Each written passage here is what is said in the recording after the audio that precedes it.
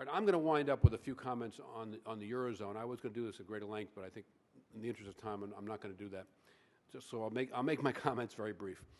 The long-term problem for the Eurozone is they have a non-viable structure, and there has to be reform in the Eurozone structure if this is going to remain permanently in place. The more immediate and pressing problem that we read about in the press every day is the need to reach some interim state of stability rather than continuing to run the risk of a failure to reach that interim state of stability, which in my judgment, I think is a widely held view, could have serious or maybe even severe consequences for the Eurozone and the rest of the global economy. There are enormously complex issues in reaching this interim state of stability. I was going to go into them, but I won't in the interest of time. Let me just say that I think they are all substantively resolvable.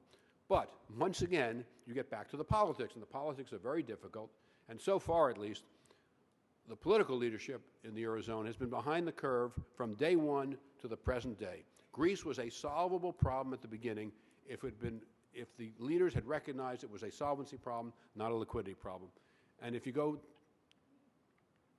from that moment to the present day, there is a succession of those kinds of judgments that have left them behind the curve, and I believe they're behind the curve at the present moment.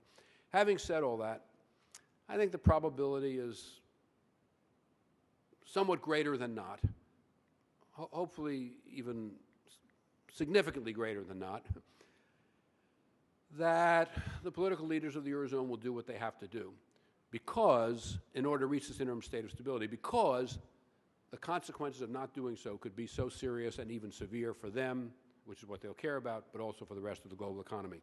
One comment on the European Central Bank. One reason the markets, and maybe the primary reason the markets in a lot of the Eurozone bonds have gotten so much better is because the ECB, as you know, has stepped in with very large liquidity programs. And there's a widespread belief that they will continue to step in with more liquidity in order to buy substantially more time.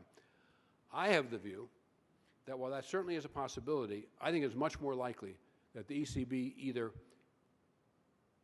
will not or cannot continue to extend this buying of time beyond some pretty serious limits. And so I think that the time that they're going to be able to buy, or that they will choose to buy, one or the other, is a lot less than a lot of people think.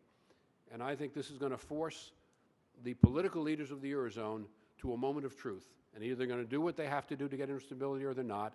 As I said a moment ago, I think the probability is higher that they will and they won't. But there certainly is plenty of risk, and that's why I put it in my list of tail risks.